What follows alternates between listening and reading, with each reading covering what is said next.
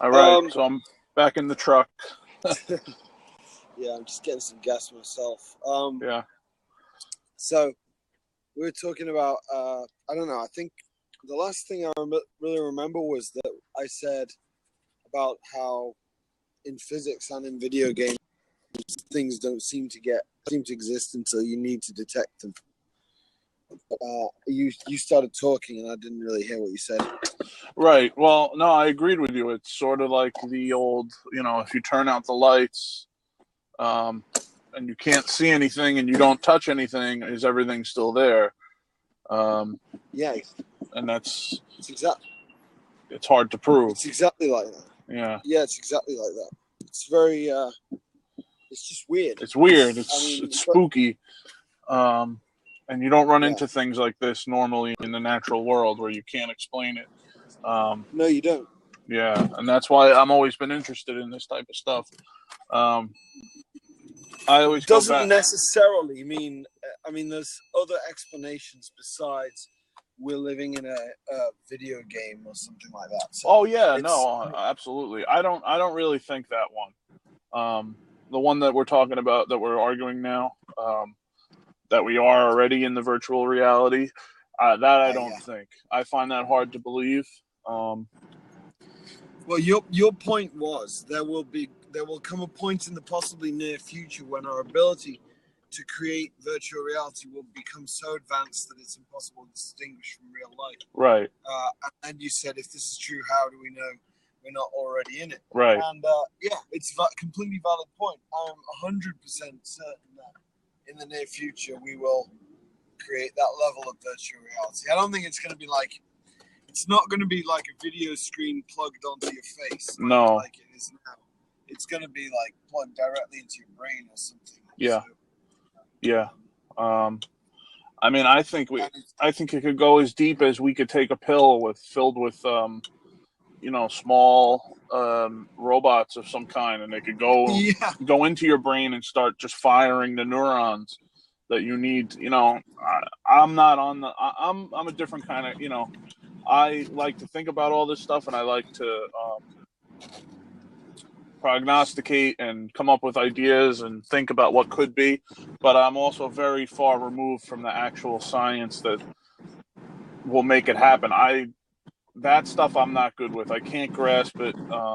I've never been that type of person. But the more general, big picture ideas, that's where I find myself being drawn into. Well, I think you're very good at explaining these concepts to people. I mean, I've seen you do it a bunch of times. Yeah. So that's quite a talent. I agree with what you're saying about the nanobots. And I also think, here you go, since we're agreeing on something, I'll say something, maybe, I don't know if it's, well, whatever I'll say. Yeah. So I think that it's coming soon. It's coming way sooner than anyone realizes. Oh, yeah. Like, first of all, I think virtual reality, it's not even on the radar of, I mean, I know I read about it every day and on Facebook, because my feed, I have some friends who make apps and things like that. So they're into that stuff. But I think, I talk to people who are not in that world, and they're like, oh yeah, maybe in 10, 20 years or something we'll all be. Like, no, not 10, 20 years. This is going to be like, instead of your cell phone, you're going to have glasses within like 5 years. It's here. It's here now. It's here now. It's going to completely replace the cell phone, because you don't need. It's going to totally change existence within 5 years. And it's things like that always make me go back to the whole like the exponential growth thing. Because I remember I grew up in the era before cell phones when I was a kid. I never saw a cell phone when I was a kid because only the very richest people had them, and they looked like, a giant box. My uncle got one. It was like I don't know. It was just, it had red characters on it, and I don't know. I just remember not even understanding how to use it. It was so complicated. Right. It doesn't make any sense. Yeah. And then when I was about, I don't know, maybe when I was 10, my dad and my mom got cell phones for the first time. And they were still pretty bulky, but they weren't huge like the other ones. And they were just those rock phones that you could drop them and they'll never break. But you couldn't really do anything with them. You just had to Yeah. just make phone calls. And then 5 years went by, and they had those Motorola Razors that were so thin. You were like, wait a minute, how is this even working? What's in there? But it's still just a phone. And then 2 years after that, there was iPhones. And it's like, whoa, wait a minute. I can do everything I could do on my computer on this phone. And then 2 years after that, your phone is your whole life. Yeah, that's And true. it's like, and now here we are talking to each other on this device. I'll never understand how it works. It's beyond me to even fathom how It's am I beyond talking to you almost right now. everybody. I think it might actually be beyond everybody to Mm-hmm. know how it works, how the whole thing works. The intricacies of how we're transporting video across waves and then it's being received instantly.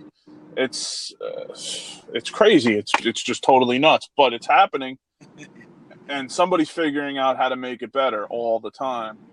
And if that's the case, once we make this thing that that, for lack of a better term, that can figure, quote unquote, better than we can, it's going to start creating things at such a fast pace.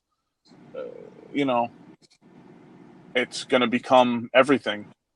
So you follow. Sorry, I've got like a sneeze about to come, so That's all right. I'm trying to resist it. Yeah. But so you followed like Ray Kurzweil and stuff, I guess. Yes, I've heard of him. I listened to a lot of people who talk about it. I listen to people on both sides. Sam Harris, I've heard a lot about, listened to a lot. Um, Yeah. yeah. Yeah, it's very interesting. Sam has just recently he's recently become interested in the whole idea of AI, but he wasn't really into it a couple of years ago, and Yeah. now he's alarmed by it. I think. Yeah, he's scared of the implications. And you know Because what? the implications are like it's not like something. Everything that happens to humans, even nowadays, is something that's happened before in history. But AI has never happened in history before, unless you Exactly. consider like humans coming along and wiping out Neanderthals or whatever happened. Yes, I mean that's close. That's close. That's the closest comparison you can make. It's something bigger than us coming along that's better than us. And that's a scary thought, but we are ourselves creating the thing that's going to be bigger and better than us, which is completely unfounded and it's never happened before. Yeah, And yeah, and I was always and I still am to a degree wary of it, and it scares me a little bit, the yeah, thought of what might happen when this does take place. But in another vein, that's just coming to me now is, who knows? It could be the greatest thing that ever happened to anybody. We might not ever die. yeah. Somebody like me or you, it's at the right age. If we stay healthy enough to last it out, until they figure this stuff out, who knows? I mean, they might be able to they could fix anything. They could make you could just be here, and that's it. Unless there's an accident, you're here.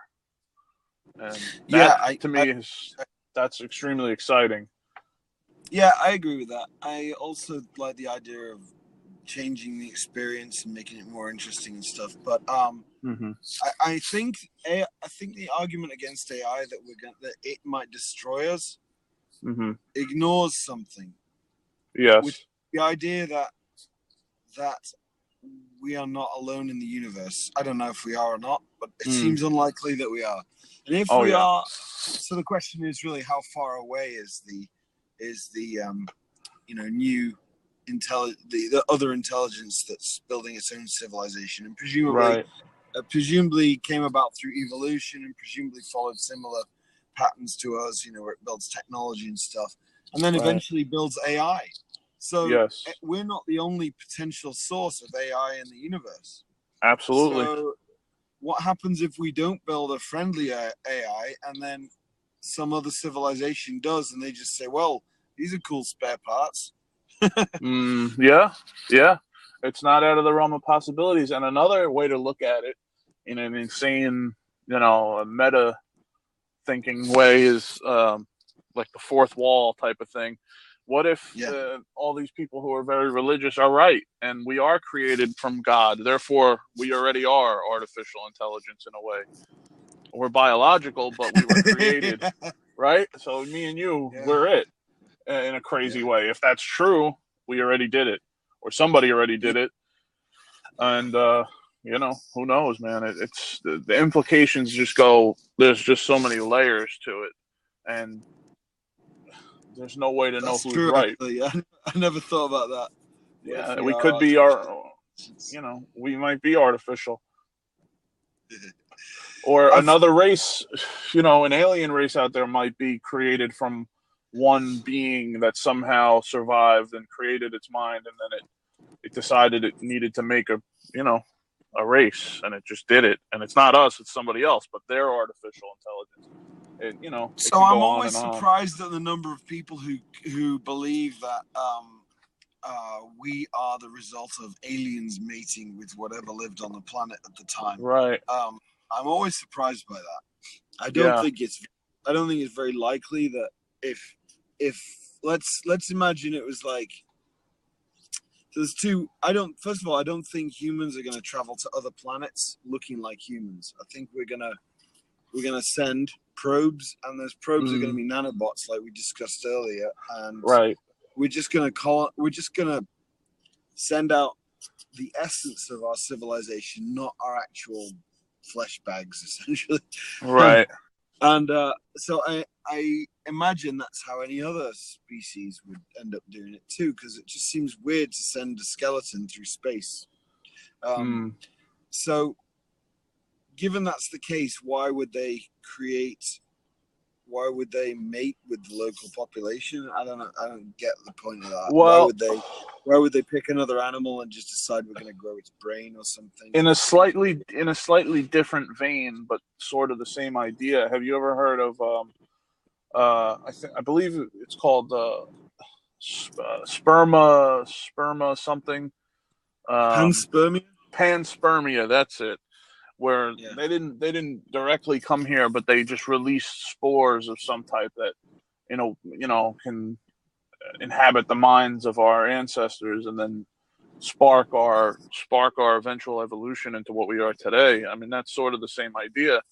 That could be That's something. that's kind of like sending nanobots. It's just the spores Right. instead, right? Right. It's just a biological nanobot. It's the same idea, though. That might be something that we would ourselves think up to do if we ever found a planet with primitive beings on it. That's true. That's true. And to the if it well, I mean, but I think we would also send some knowledge along with that, wouldn't we? We'd somehow make it so that the whatever we created had part of our culture built in and had our knowledge and things like that. I'm sure we would try. Yeah, it's interesting. Maybe there's some limitation there where we can't, but I don't know. I think we would try. Yeah, I think you're right. Well, that's our thing, man. We love to subvert and change things into the way we like them. That's what we do. Yeah. I mean, that's rampant in human history. We even with animals, we try and attempt our best to anthropomorphize animals to breed them and make them what we want. Yes, that's true. Right. Yeah, that's true. So you never know. It's part of being, it's really what made us successful, isn't it? Oh, absolutely. Just we don't like the way things are. We're gonna make them how we do like them. Yeah, we our drive to create comfortability for ourselves has made everything that we see around us today. I mean, it's just the way we are. But it's a deep conversation when you think that none of it could be real, or B, it might not be there when you look away, and B, I think of it, and I always take it back to my own personal experience. It's a stupid thing. It's weird, but it always happens when I get put on this job that I'm doing today. Today, all day, they told me, all right, you just go paint hydrants. All right, that's fine. I work for the water department. There's days where you could be doing any number of different things. And when I get put on this job, I always think about it when I get home or later that night before I fall asleep. I say, okay, I painted the hydrant over here on Sheffield Street today, and I know I did it. But I'm at home, and I can't see it, and I don't know it's there. And I Does it know that still exist? I know that there's people that live on this street. I'm sure of it. Yeah. But they can't convey to me in that moment that they also see that it's there because I don't also know that they're there. And there's Yeah. and there's no way to know until somebody turns on a camera and shows me, look, here it is. But then through that camera, that again is the act of observing. So it doesn't really prove anything when it's That's not, when it's not being observed. I know it's crazy, but these are the things that run through my mind. no, It's just like, wait it's a, not crazy. It's like it's interesting to ponder them because you might learn yeah, something about the universe. I mean, why was Einstein thinking about riding on light waves? I mean, he ended up mm, producing some amazing stuff from that. yeah, But it's so there's different levels, aren't there? There's like the level where you're trying to learn something about the universe, where I think that's useful. But then there's hmm, the level where you're trying to get on with your life, and if you right, let it seep into the daily functioning part of life, I mean, yes, that's like I'm not even sure that when I turn my back on something, it still exists. Oh my god, uh-huh. what is the step? What am I supposed to do here? Yeah, you It's could really scary. get. Yeah, Yeah, you could make yourself nuts. And you could. I have at times been nuts. I think I have as well. But as I have long as as you well. can, there's ways to ground yourself again. You could always come back from it, as long Yeah, as you're logical about things. But yeah, it's just so interesting to me, how everything we think we know could be so wrong. yeah. And then again, it's still interesting, even if we are right. It's still a wild and crazy thing that happened here. Even if we're 100% right about everything we know, um, it's still pretty amazing. So either way, it's Oh just yeah. it's a wild ride, man. It's The thing is, when you feel like you know something to be true, mm-hmm, it's no longer an exciting story. It's like right. just something you know is true. But if you Yeah, told if you told the story of what has happened on this planet to someone who wasn't aware of it, right. it's just like get the fuck out of here. Yeah, Like yeah. what are you It's talking about? our believing of it and our knowing that it's true kind of dampens the excitement of it, but it's still exciting if you really think about it. Yeah, Um, absolutely. but it's just one of those things. I always, my favorite thing is, the thing that really sparked my imagination into all these crazy conspiracy theories and these wild thoughts that I have. It all came from stand-up comedians. Really, it's funny, but the You mentioned Bill, George Carlin before. George Carlin and Bill Hicks. Their ideas really permeated my brain when I was younger, and it just like hit me like, oh my god, these guys, they're so right because of their delivery, the way that they say it, the way they can make you laugh about it, but there's always a little bit of truth in every joke. Yeah. And I always go back to Bill Hicks when he ended a show he did in London. Actually, I'm pretty sure it was in London. It was definitely in England. He did a show called Revelations, and the end of it, he does this speech about how life is just a ride. It's like a ride at an amusement park. I don't know if you've ever heard him say it. Um, No. you should go on YouTube and just look up Bill Hicks. It's just a ride, and what he says Okay. there, it's like it will. When you're young, at least at the time, before I learned about any of this other stuff we're talking about now, it just shocked me in a way. Like, wow, this could totally what he's saying could totally be true, and nobody's talking about it. And it just makes you think. And I think that's Yeah. the best thing we could be doing with our time is thinking. You know? Well, I've never seen this thing this video you're talking about, but I'll check it out. But Joe Rogan talks a lot about how well he used to, where how people are just paying attention to social stuff like the Kardashians and stuff like that, but Right. or even just political stuff. I mean, it's really kind of like just social, just a slightly different level of social stuff. But we kind of ignore the fact that there's a giant nuclear reactor like hovering above us, giving us all this light, Right. and we're spinning, Yeah. we're Yeah. spinning around it with like this, the insignificance of everything that just goes on this planet. But Yeah. He then always again, if says you we're. if you exist in that realm all the time, though, you're gonna get eaten by a hyena. So, you Yeah. Yeah. gotta Yeah. come down to Yeah. the He always surface. says we're. He says we're pink monkeys flying through space on a rock around a giant nuclear reactor, but nobody ever brings it up. Exactly. Nobody ever talks about it. It's true. It's like, wow. You You know know. better than I do. That's great. Yeah. Well, I've listened to him so many times. Yeah. But you Yeah. should definitely check that video out. It's like a minute or 2 minute long clip. It's just how he ends his show, and you'll know it because he's put it like just so you know you got the right one.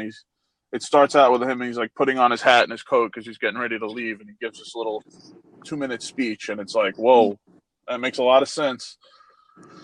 Bill, But search for like Bill Hicks. just put Bill Hicks. It's just a ride, and I'm sure you'll find it. Okay. Yeah. All right, I'll check it out. Yeah, All right, definitely man. worth a listen. I gotta head out to a meeting in a minute, and before I do that, I want to grab something to eat. So, I'll Absolutely. catch you up later. Pleasure All right, man. talking We'll with you talk again. later. You too. Have a All good right, one. bye. Bye.